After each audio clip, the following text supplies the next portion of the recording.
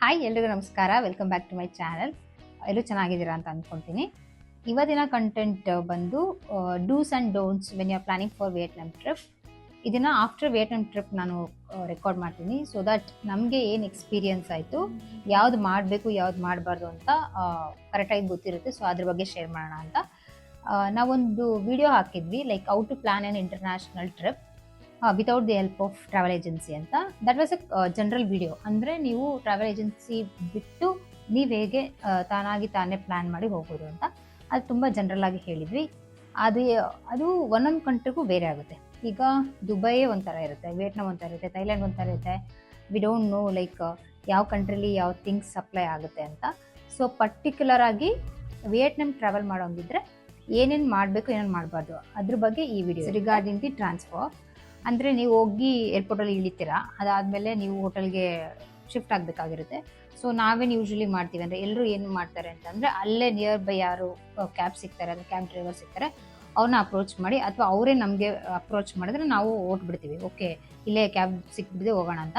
But ದಯವಿಟ್ಟು ಆ mistake ಮಾಡಬೇಡಿ, ಬಿಕಾಸ್ ಅವರು ತುಂಬ ಚಾರ್ಜಸ್ ಜಾಸ್ತಿ ಹೇಳ್ತಾರೆ. ರೆಗ್ಯುಲರ್ ಪ್ರೈಸ್ ಏನಿರುತ್ತೆ ಅದಕ್ಕಿಂತ ಜಾಸ್ತಿ ಹೇಳ್ತಾರೆ. ಜೊತೆಗೆ ನಿಮ್ಮನ್ನು ಫೋರ್ಸ್ ಮಾಡ್ತಾರೆ. ನೀವು ಏರ್ಪೋರ್ಟಿಂದ ಆಚೆ ಬಂದಿದ್ದ ತಕ್ಷಣವೇ ನೀವು ನಡ್ಕೊಂಡ್ಬಿಡ್ತಾರೆ, ನಾವು ಕರ್ಕೊಂಡು ಹೋಗ್ತೀವಿ, ಎಲ್ಲಿ ಹೋಗ್ಬೇಕು ಹೇಳಿ, ಅದು ಇದು ಅಂತೆಲ್ಲ. ಸೊ ನಮಗೇನಾಯಿತು ಅಂತಂದರೆ ಸೇಮ್ ಕೇಸ್. ನಾವು ಬರತ್ತು ಆ್ಯಪಲ್ಲಿ ಟ್ರೈ ಮಾಡ್ತಿದ್ದೆ ಬುಕ್ ಮಾಡೋದಕ್ಕೆ, ಬಟ್ ಬುಕ್ ಆಗ್ತಾ ಇರಲಿಲ್ಲ. ಸೊ ಲೇಟ್ ಆಗ್ತಿತ್ತು. ಅದ್ರ ಜೊತೆಗೆ ನಾವು ಹೊರಗಡೆ ಬಂದಿದ್ದ ತಕ್ಷಣವೇ ಇವರೆಲ್ಲ ಕ್ಯಾಬ್ ಡ್ರೈವರ್ಸ್ ನಿಂತಿದ್ರು, ಬನ್ನಿ ಬನ್ನಿ ಬನ್ನಿ ಅಂತ ಫೋರ್ಸ್ ಮಾಡಿದ್ರು. ಆಮೇಲೆ ಅವರು ನಮಗೆ ಜಾಸ್ತಿ ಪ್ರೈಸ್ ಹೇಳಿದ್ರು. ಸೊ ಈ ಥರ ಮಾಡ್ಕೋಬೇಡಿ. ಹೋಗಿದ ತಕ್ಷಣ ಅಥವಾ ಹೋಗೋದಕ್ಕಿಂತ ಮುಂಚೆ ಗ್ರ್ಯಾಬ್ ಅಥವಾ ಕ್ಲೂಕ್ ಆ್ಯಪ್ ನೀವು ಡೌನ್ಲೋಡ್ ಮಾಡ್ಕೊಂಡಿದ್ರೆ ಅದರಲ್ಲೇನೆ ಏರ್ಪೋರ್ಟ್ ಟ್ರಾನ್ಸ್ಫರ್ಗೆ ನೀವು ಕ್ಯಾಬ್ನ ಬುಕ್ ಮಾಡ್ಬೋದು, ಸ್ಕೆಡ್ಯೂಲ್ ಮಾಡಿ ಕೂಡ ಇಡ್ಬೋದು. ಸೊ ಮುಂಚೆನೇ ಈ ಕೆಲಸ ಮಾಡಿ. ಒಂದು ಸಿಟಿ ಟು ಸಿಟಿ ಟ್ರಾನ್ಸ್ಫರ್ ಆಗಬೇಕಾಗಿರುತ್ತೆ. ಸಪೋಸ್ ನಾವು ವಿಯೆಟ್ನಾಮ್ ಟ್ರಾವೆಲ್ ಮಾಡಿದ್ರಿಂದ ಅದ್ರ ಬಗ್ಗೆ ಹೇಳ್ತಾ ಇದ್ದೀನಿ.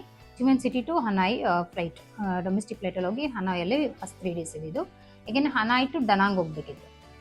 ಡನಾಂಗ್ಗೆ ಫ್ಲೈಟ್ ಇದ್ದಿದ್ದು 3rd day. ಸೊ ನಾವೇನು ಮಾಡಿದ್ವಿ, ಡನಾಂಗ್ ಟು ಎಗೇನ್ ಹೋಯಾನ್ ಟ್ರಾವೆಲ್ ಮಾಡಬೇಕಿತ್ತು, which will take 45 minutes journey. So ನಾವೇನು ಮಾಡಿದ್ವಿ ಅಂದರೆ, ಮುಂಚೆನೇ ಬರುತ್ತೋ ಡನಾಂಗ್ ಟು ಹೋಯಾನ್ ಕ್ಯಾಬ್ನ ಸ್ಕೆಡ್ಯೂಲ್ ಮಾಡಿ ಇಟ್ಬಿಟ್ಟಿದ್ದ. ಯಾಕೆ ನಾವು ಅಲ್ಲಿ ಹೋಗಿ ಬುಕ್ ಮಾಡ್ಕೊತೀವಿ ಅಂತಂದರೆ ಲೇಟ್ ಆಗುತ್ತೆ. ಎಸ್ಪೆಷಲಿ ಮಳೆ ಇದ್ರಂತೂ ಕ್ಯಾಬ್ಸೇ ಸಿಗೋಲ್ಲ. ಇಲ್ಲಿ ಹೆಂಗೋ ಸೇಮ್ ಸಿಚುಯೇಷನ್, ಕ್ಯಾಬ್ಸ್ ಬುಕ್ ಆಗೋದು ತುಂಬ ಲೇಟ್ ಆಗುತ್ತೆ. ಸೊ ನೀವು ಮುಂಚೆನೇ ಸ್ಕೆಡ್ಯೂಲ್ ಮಾಡಿ ಇಟ್ಕೊಂಡ್ರೆ it will be better. City to city transfer ಅಂದರೆ ನೀವು ಸ್ಕೆಡ್ಯೂಲ್ ಮಾಡಿ ಇಟ್ಕೋಬೇಕು. ಅಂದರೆ ಸ್ವಲ್ಪ ಟೈಮಿಂಗ್ ನೀವು ನೋಡಿಕೊಂಡು ಎಕ್ಸಾಕ್ಟ್ ಟೈಮಿಂಗ್ ನೀವು ಕೊಡೋಕ್ಕಾಗಲ್ಲ, ಯಾಕೆಂದರೆ ಏರ್ಪೋರ್ಟಲ್ಲಿ ಲೇಟ್ ಆಗ್ಬೋದು, ಏನೋ ಒಂದು ಆಗ್ಬೋದು. ಸ್ವಲ್ಪ ಟೈಮಿಂಗ್ಸ್ ನೋಡ್ಕೊಂಡು ನೀವು ಸ್ಕೆಡ್ಯೂಲ್ ಮಾಡಿ ಇಟ್ಕೋಬೋದು. ಸ್ಟ್ರಾಲರ್ ಎಲ್ಲ ಕಡೆ ವರ್ಕ್ ಆಗುತ್ತೆ, ಅಥವಾ ಬೇಬಿ ಕ್ಯಾರಿಯರ್ ತೊಗೊಂಡ್ರೆ ಎಲ್ಲ ಕಡೆ ವರ್ಕ್ ಆಗುತ್ತೆ ಅಂತ ನಮಗೆ ಗೊತ್ತಿಲ್ಲ. ಲೈಕ್ ವಿಯೆಟ್ನಾಮಲ್ಲಿ 50-50. ನಾವು ಏರ್ಪೋರ್ಟ್ ಫುಲ್ಲು ಸ್ಟ್ರಾಲರ್ ಯೂಸ್ ಮಾಡ್ಕೊಂಡ್ವಿ.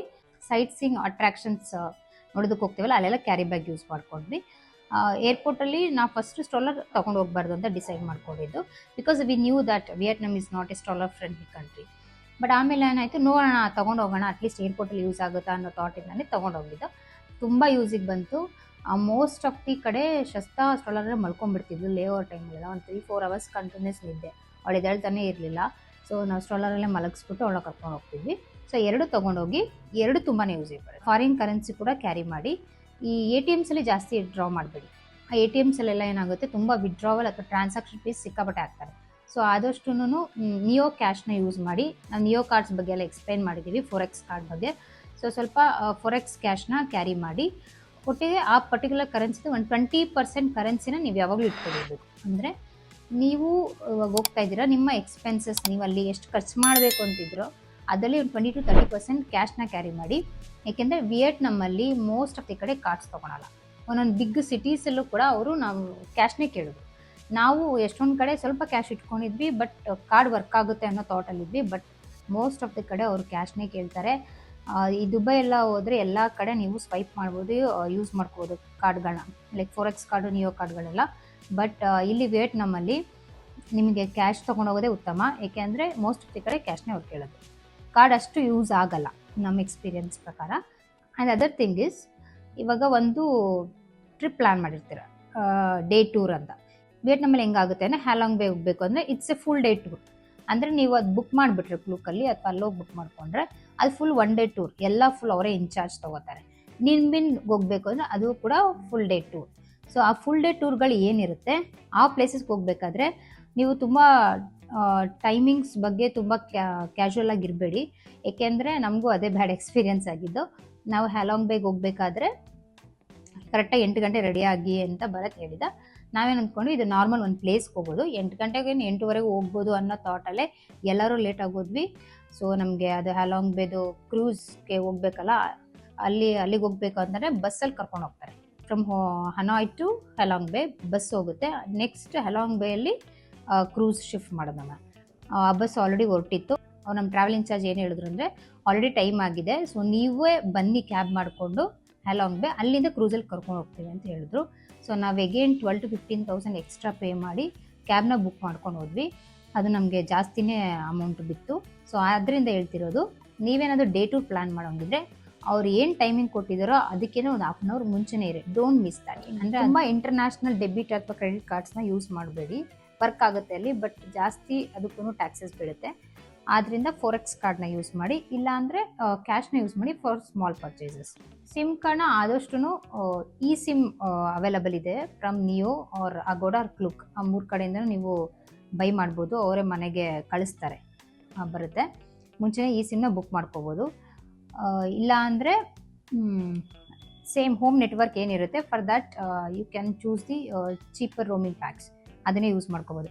ಬಟ್ ಏರ್ಪೋರ್ಟಲ್ಲಿ ಸಿಗೋ ಸಿಮ್ ಕಾರ್ಡ್ನ ಯೂಸ್ ಮಾಡ್ಕೋಬೇಡಿ, ಅಂದರೆ ತೊಗೋಬೇಡಿ. ಏಕೆ ಅಂತಂದರೆ they will be highly priced for the small data. ತುಂಬ ಜಾಸ್ತಿ ಪ್ರೈಸಿಂಗ್ ಹೇಳ್ತಾರೆ. ಆದ್ದರಿಂದ ಆದಷ್ಟು ಈ ಸಿಮ್ನ ಬೈ ಮಾಡೋದಕ್ಕೆ ನೋಡಿ. ನೆಕ್ಸ್ಟು ನೀವು ಮಕ್ಕಳನ್ನ ಕರ್ಕೊಂಡು ಹೋಗ್ತಾ ಇದ್ದರೆ, ಬೇಬಿ ಅಥವಾ ಇನ್ಫ್ಯಾಂಟು, ಬೇಬಿ ಅಬೌವ್ 6 months ಇದ್ದರೆ ಸಾಲಿಡ್ಸ್ ಎಲ್ಲ ಸ್ಟಾರ್ಟ್ ಆಗಿರುತ್ತೆ. ಸೊ ಅಲ್ಲಿಂದ ಎಲ್ಲ ಫುಡ್ಡು ಸೆಟ್ ಆಗೋಲ್ಲ. ಅಂದರೆ ಇಂಡಿಯನ್ ರೆಸ್ಟೋರೆಂಟ್ಸ್ ನೀವು ಹೋದ್ರೂ ಕೆಲವು ಮಕ್ಳಿಗೆ ಸೆಟ್ ಆಗೋಲ್ಲ. ನನ್ನ ಮಗಳಿಗೆ ವರ್ಕ್ ಆಯಿತು ಚೆನ್ನಾಗಿ, ಅವಳಿಗೇನೂ ಪ್ರಾಬ್ಲಮ್ ಆಗಲಿಲ್ಲ. ಬಟ್ ಎಲ್ಲ ಮಕ್ಕಳಿಗೂ ಹಾಗೆ ಅಲ್ಲ. ಸೊ ಆದಷ್ಟು ನೀವು ಫುಡ್ ಪೌಚಸ್ನ ಕ್ಯಾರಿ ಮಾಡಿ, ಸ್ನ್ಯಾಕ್ಸ್ ಕ್ಯಾರಿ ಮಾಡೋದು, ಸ್ಟೆರಿಲೈಸ್ಡ್ ಬಾಟಲ್ಸ್ ಅದೆಲ್ಲನೂ ನೀವು ಇಟ್ಕೊಂಡು ಹೋಗಿರಿ. ನೀವು ಶಾಪಿಂಗ್ ಹೋಗ್ತೀರಾ, ಅವ್ರು ಏನು ಪ್ರೈಸ್ ಹೇಳ್ತಾರೋ ಅದಕ್ಕೇ ಒಪ್ಕೊಳಕ್ಕೆ ಹೋಗ್ಬೇಡಿ. ಆದಷ್ಟು ನೀವು ಬಾರ್ಗೇನ್ ಮಾಡಿ, ಪೊಲೈಟಾಗಿ ಬಾರ್ಗೇನ್ ಮಾಡಿದ್ರೆ ಆಲ್ಮೋಸ್ಟ್ 30 to 40% ಅವರು ನೆಗೋಷಿಯೇಟ್ ಮಾಡ್ತಾರೆ. ಅವ್ರು ಇನಿಷಿಯಲಿ ಏನು ಕೋಟ್ ಮಾಡಿರ್ತಾರೋ ಅದಕ್ಕೆ ನೀವು ಒಪ್ಕೊಳಕ್ಕೆ ಹೋಗ್ಬೇಡಿ. ನಾವು ಅಸ್ಯೂಮ್ ಮಾಡ್ಕೊಳ್ಲೇಬಾರ್ದು ಅವ್ರಿಗೆ ಇಂಗ್ಲೀಷ್ ಬರುತ್ತೆ ಅಂತ. ನಾವೇನು ಅಂದ್ಕೊತೀವಿ, ನಾವು ಹೋಗ್ತಿರೋದು foreign, so definitely they knew English ಅಂತ ಅಂದ್ಕೊಂಡ್ಬಿಡ್ತೀವಿ. But it's wrong. ಏಕೆಂದರೆ ಅವ್ರಿಗೆ ಇಂಗ್ಲೀಷ್ ಬರೋಲ್ಲ, ಬಂದರೂ ನಮ್ಗೆ ಅರ್ಥ ಆಗೋಲ್ಲ. ಅವ್ರ ಇಂಗ್ಲೀಷು ಫ್ಲೂಯೆನ್ಸಿ ಹೆಂಗಿದೆ, ಅವ್ರ ಪ್ರೊನೌನ್ಸಿಯೇಷನ್ ಹೆಂಗಿದೆ ಅಂದರೆ, ಅವ್ರು ಇಂಗ್ಲೀಷ್ ಮಾತಾಡಿದ್ರು ನಮ್ಗೆ ಇಂಗ್ಲೀಷ್ ಮಾತಾಡ್ದಂಗೆ ಅನಿಸಲ್ಲ. ತುಂಬ ಕಷ್ಟ ಅವ್ರ ಹತ್ರ ಅರ್ಥ ಮಾಡ್ಕೊಳೋಕ್ಕೆ. ಸೊ ಆದಷ್ಟು ನೀವು ಗೂಗಲ್ ಟ್ರಾನ್ಸ್ಲೇಟ್ ಯೂಸ್ ಮಾಡಿ. ಅವ್ರು otherwise offline Vietnamese language packs ಇರುತ್ತೆ, ಅದನ್ನು ಕೂಡ ನೀವು ಯೂಸ್ ಮಾಡ್ಕೋಬೋದು. ಸೊ ಕ್ವಿಕ್ಕಾಗಿ ನೀವು ಟ್ರಾನ್ಸ್ಲೇಟ್ಗೆ ಹಾಕ್ಬಿಟ್ರೆ ನೀವು ಏನು ಬರುತ್ತೋ, ನಿಮ್ಗೆ ಏನು ಹೇಳಬೇಕು ಅದನ್ನು ಹಾಕಿ ತೋರಿಸಿದ್ರೆ ಅವ್ರಿಗೆ ಅರ್ಥ ಆಗುತ್ತೆ, ಅರ್ಥ ಮಾಡ್ಕೊತಾರೆ. ಟ್ರಾನ್ಸ್ಲೇಟ್ ಯೂಸ್ ಮಾಡಿದ್ರೆ ಮಾತ್ರ. ವಿಯೆಟ್ನಾಮೀಸ್ ಫುಡ್ನ ಟ್ರೈ ಮಾಡಿ. ಹೊಸ ಪ್ಲೇಸ್ಗೆ ಹೋದ್ಮೇಲೆ ಅದು ಲೋಕಲ್ ಫುಡ್ಸ್ ನಾವು ಟ್ರೈ ಮಾಡಲೇಬೇಕು. ಬಟ್ ಆದಷ್ಟು ಎಲ್ಲಿ ಬ್ಯುಸಿ ಇರುತ್ತೆ, ಹೈ ಟರ್ನ್ ಓವರ್ ಎಲ್ಲಿ ಇರುತ್ತೆ ಆ ಕಡೆ ನೀವು ಚೂಸ್ ಮಾಡಿ, ಬ್ಯುಸಿ ಇರೋ ಶಾಪ್ಸಲ್ಲಿ, so that you will get the freshest meals. ನೀವು ಖಾಲಿರೋ ಜಾಗಕ್ಕೆ ಹೋದರೆ ಅಲ್ಲಿ ಅಷ್ಟು ಫ್ರೆಶ್ ಆಗಿರೋ ಫುಡ್ ಸಿಗೋಲ್ಲ. ಸೊ ಆದಷ್ಟು ಈ ಥರ ಶಾಪ್ಸ್ನ ನೀವು ಚೂಸ್ ಮಾಡ್ಕೊಳ್ಳಿ.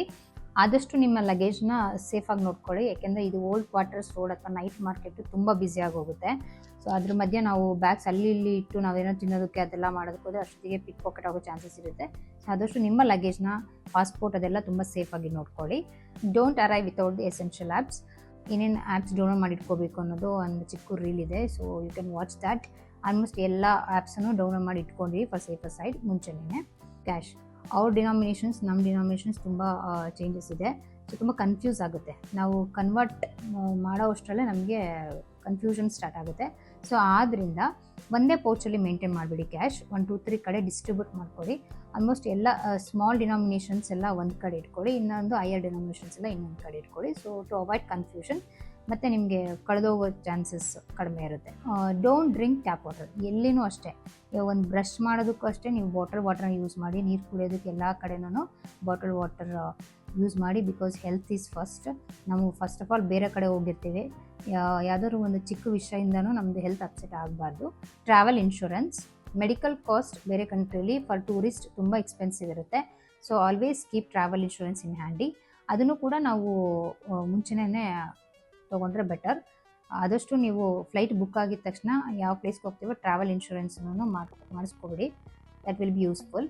ಇವಾಗ ಇಂಡಿಯನ್ ಫುಡ್ ಸಿಗುತ್ತೆ ಎಲ್ಲ ಕಡೆ, ಇಲ್ಲ ಅಂತಲ್ಲ, ಅಂದರೆ ಟೈಮಿಂಗ್ಸ್ ಅಲ್ವಾ, ಬೆಳಗ್ಗೆ ಮಧ್ಯಾಹ್ನ ಸಂಜೆ ನಾವು ಆ ಟೈಮ್ಗೆ ಇಂಡಿಯನ್ ರೆಸ್ಟೋರೆಂಟ್ಸ್ಗೆ ಹುಡ್ಕೊಂಡು ಹೋಗಿ ಊಟ ಮಾಡ್ಕೊಂಡು ಬರ್ಬೋದು. ಬಟ್ ಮಧ್ಯೆ ಸಪೋಸ್ ಹೊಟ್ಟೆ ಹಸಿವಾದರೆ ನಾವೆಲ್ಲ ಟೈಮಲ್ಲೂ ಇಂಡಿಯನ್ ಸ್ನ್ಯಾಕ್ಸ್ ಅಥವಾ ಆ ಥರ ಏನೋ ಸಿಗುತ್ತೆ ಅಂತ ನಾವು ಎಕ್ಸ್ಪೆಕ್ಟ್ ಮಾಡೋಕ್ಕಾಗಲ್ಲ. So always carry some snacks, chakli, kodbale, biscuits ಎಲ್ಲ ಏನೇನು ಇಲ್ಲಿಂದ ನಾವು ಏನೇನು ತೊಗೊಳೋಕ್ಕಾಗುತ್ತೆ ಅಷ್ಟನ್ನು ನೀವು ತೊಗೊಂಡೋಗಿರಿ. ಇಲ್ಲೇನು ಅನಿಸುತ್ತೆ, ಅಯ್ಯೋ ಇದನ್ನೆಲ್ಲ ಯಾರು ತೊಗೊಂಡೋಗ್ತಾರೆ ಅನ್ನಂಗೆ ಆಗುತ್ತೆ. ಬಟ್ ಅಲ್ಲಿ ಹೋದ್ಮೇಲೆ ಅನಿಸುತ್ತೆ, ಯಪ್ಪ ಇದೆಲ್ಲ ತಂದಿದ್ದಕ್ಕೆ ಎಷ್ಟು ಹೆಲ್ಪ್ ಆಯಿತು ಅಂತ ಆವಾಗ ಅನಿಸುತ್ತೆ. Last and most important, pre booking the attractions. ನಾವು ಮುಂಚಿನ ಅಟ್ರಾಕ್ಷನ್ಸ್ ಎಲ್ಲ ಪ್ರೀ ಬುಕ್ ಮಾಡಿಕೊಂಡು ಹೋಗಿದ್ವಿ. ನೀವು ಕೂಡ ಅದನ್ನೇ ಮಾಡ್ಬೋದು through Agoda or Klook or official websites. So ಈ ಥರ ಮಾಡೋದ್ರಿಂದ ನಿಮ್ಮ ಟೈಮ್ ಕೂಡ ಸೇವ್ ಮಾಡ್ಬೋದು, ಜೊತೆಗೆ ದುಡ್ಡು ಆ್ಯಂಡ್ ಲಾಸ್ಟ್ ಮಿನಿಟ್ ಸ್ಟ್ರೆಸ್ ಕೂಡ ಕಡಿಮೆ ಆಗುತ್ತೆ. Because some popular spots sell out very fast and local price ಏನಾಗಿರುತ್ತೆ ಅಲ್ಲಿ ಜಾಸ್ತಿ ಹೇಳ್ತಾರೆ. ಸೊ ಮುಂಚೆನೇ ಬುಕ್ ಮಾಡ್ಕೊಂಡು ಹೋಗಿದ್ರೆ ನೀವು ಆರಾಮಾಗಿ ಹೋಗಿ ಪ್ಲೇಸಸ್ನ ನೋಡ್ಕೊಂಡು ಬರ್ಬೋದು. ಇದು ಇವತ್ತಿನ ವಿಡಿಯೋ. ನಿಮಗೆ ಏನಾದ್ರೂ ಇನ್ನೂ ಎಕ್ಸ್ಟ್ರಾ ಪಾಯಿಂಟ್ಸ್ ಗೊತ್ತಿದ್ರೆ, ಅಂದರೆ ಏನು ಮಾಡಬೇಕು ಮಾಡಬಾರ್ದು, ಯಾರಾದರೂ ವಿಯೆಟ್ನಾಂ ಟ್ರಾವೆಲ್ ಮಾಡಿದರೆ ನಿಮಗೆ ಗೊತ್ತಿರುತ್ತೆ. ನಿಮ್ಗೇನಾದರೂ ಎಕ್ಸ್ಟ್ರಾ ಗೊತ್ತಿದ್ರೆ ಅದನ್ನು ಕಮೆಂಟ್ ಬಾಕ್ಸಲ್ಲಿ ತಿಳಿಸಿ. ಬಿಕಾಸ್ ನಾನು ಇಷ್ಟು ಏನು ಹೇಳಿದೆ ಇದೆಲ್ಲ ಇದೆ ಅಲ್ಲ, ಇದು ಬಿಟ್ಟು ಬೇರೆಯದು ಇರ್ಬೋದು, I might have missed out. So ನಿಮ್ಗೇನಾದ್ರೂ ತಿಳಿಸ್ಬೇಕು ಅನಿಸಿದ್ರೆ ಅದನ್ನು ಕಮೆಂಟ್ ಬಾಕ್ಸಲ್ಲಿ ತಿಳಿಸಿ. Thanks for watching. ಸಬ್ಸ್ಕ್ರೈಬ್ ಮಾಡಿ, ಲೈಕ್ ಮಾಡಿ, ಕಮೆಂಟ್ ಮಾಡಿ. ನಂದೆಲ್ಲ ವಿಯೆಟ್ನಾಂ ವ್ಲಾಗ್ಸು ಅವೈಲಬಲ್ ಇದೆ. Do check it out. Thank you.